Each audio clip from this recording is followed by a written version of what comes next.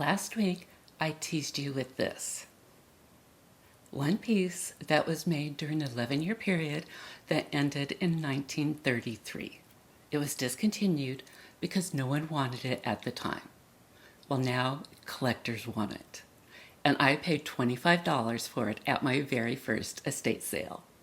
And I want to share with you exactly how I found it because the find wasn't luck, it was all about the research.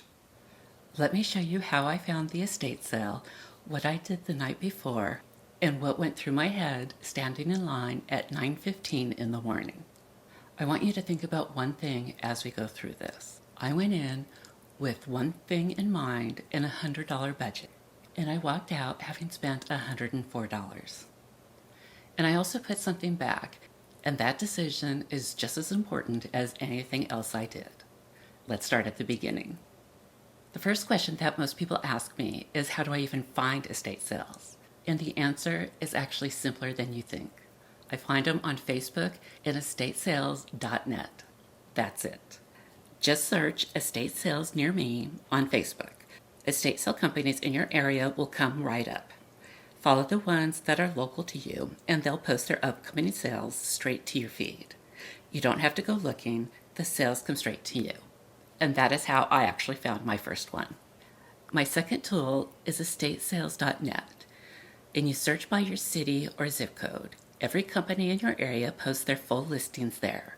The description, the preview photos, the dates, hours, and the terms and conditions. Read all of it before you go. This particular listing said toothpick holders out the wazoo, a colorful collection of art glass, tin toys, tools, and much, much more. I was in. The photos in the listing are your preview, and this is where most people stop looking. They scroll through, think, well, that looks interesting, and show up the next morning. I spent time with those photos, specifically looking for a few things. First, what's actually there. The listing mentioned toothpick holders, and the preview photos confirmed it. Hundreds of them, organized by color, covering multiple tables and shelves. That told me this was a serious collection, not a handful of pieces someone threw on a table. Second, I looked for something specific. In one of the photos, I could see what appeared to be a pink cake stand near a window. That was my primary target from last week's episode. Third, I used Google Lens on pieces I was interested in to get a quick identification and market value before I ever walked through the door. I also did a quick search on Etsy for vintage toothpick holders so that I had a general idea of the value for a variety of styles and ages. All of these tips are so that you have an idea of the value so that you don't overpay. I arrived at 9:15 for a 10 o'clock opening, and there was about a dozen people before me, and half of them were men. The listing had mentioned a large vintage collection of tools in the garage, and I figured that most of the men were there for that, which meant the women in front of me were most likely going for the glass. And in a room full of vintage toothpick holders, the vintage glass flippers are going straight there. Those are the things that are easy to pack, easy to ship, and have a strong resale margin. My cake stand was going to be less attractive to a flipper. It's because it's larger, bulkier, and more expensive to ship. So I made a decision to go straight for the cake stand and then back to the toothpick holders. While I was standing in line, I pulled up the estate sale listing on my phone. I remembered that the cake stand that I wanted was on a shelf by a window. So I pulled up that photo specifically, and I could tell by what was around there that that window was facing east. So what that meant is that when I walked in the house, I should go left. When the doors opened, they let us all in at the same time based on our position in line. And when I walked in, I went straight left. And the toothpick holders and the cake stand were in the same room. And I spotted the cake stand right where the photo told me it would be. I grabbed it and then went straight to the toothpick holders. And when I was there, I saw that there was an uranium glass one left. And since that was really popular, I thought, oh, I'll grab that. But what I realized is when I saw the price, it's like, oh, it was quite expensive for just a plain votive holder, is really what it looked like. It wasn't anything fancy. So I put it down. Putting something back is not a failure, and it's the whole point of doing your research. You know enough to say no. But then I spotted this.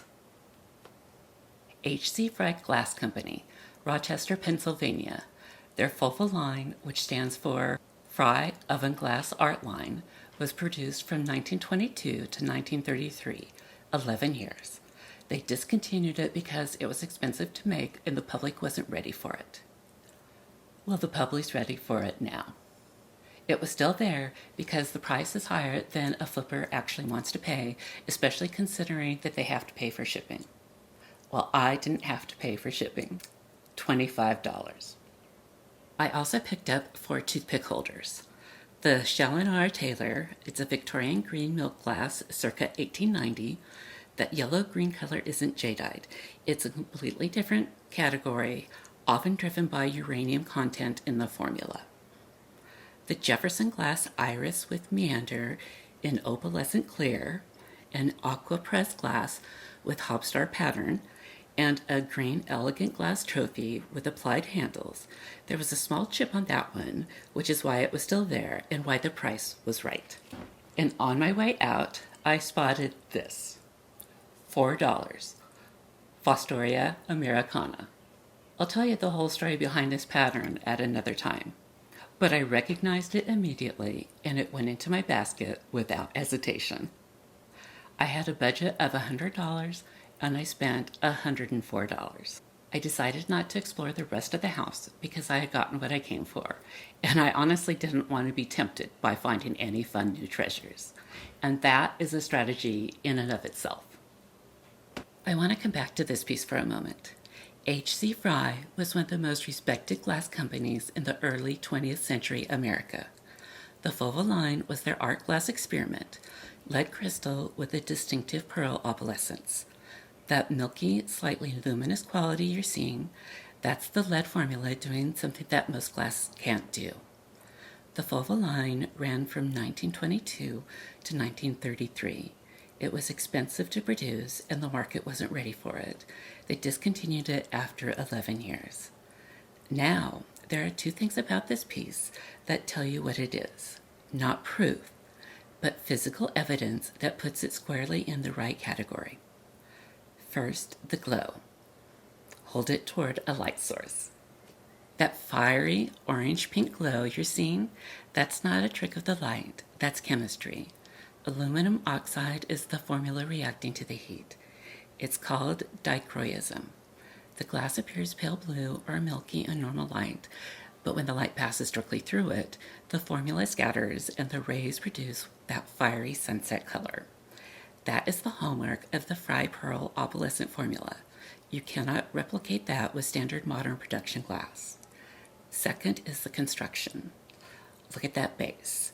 That textured clear foot wasn't part of the original blown sphere. It was applied separately. A second gather of clear glass poured on the bottom while the sphere was still red hot, then stamped into that texture pattern. 2 pieces fused into one. That 2-piece fused construction is exactly how authentic Fry art glass was made. Now I want to be honest about something. I cannot tell with certainty that this is an original 1920s Fulva piece, or that it's one of the pre-1977 quality reproductions. Within the collector community, there is actually a famous debate going on, and pieces like this are often called foolish Fry whimsies. Either way, the chemistry is right and the construction is right. And here's something that I want you to understand about collecting, because I just learned about it myself. There is a difference between proof and provenance. Proof is documentation, a receipt, a catalog, a signed attribution. Provenance is the history of something and who has owned it. I don't have proof, but I have provenance.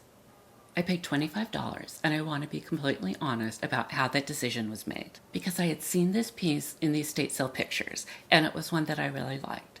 And so I had got a close-up on it, and I looked through Google Lens, I looked through my Curio app, and nothing came up because it looks so similar to modern-day blown glass.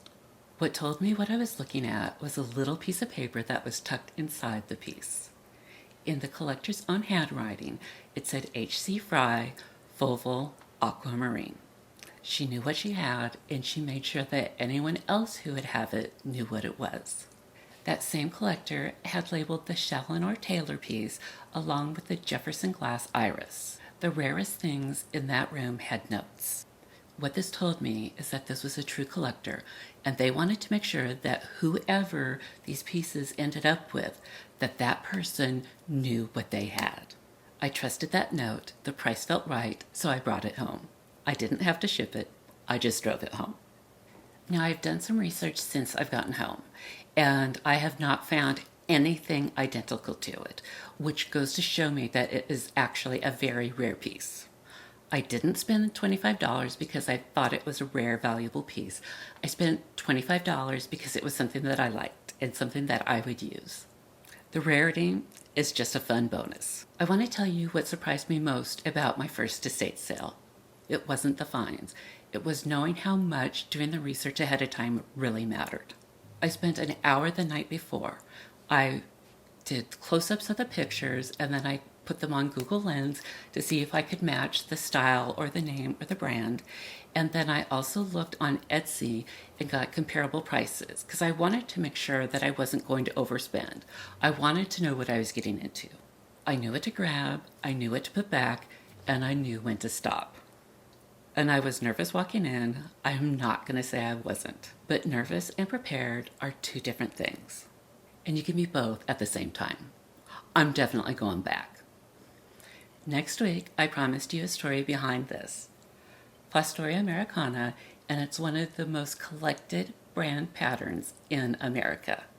And I have a personal story behind it that I want to share with you. I'm Kelly. This is A Silver Lining, and I'll see you next week.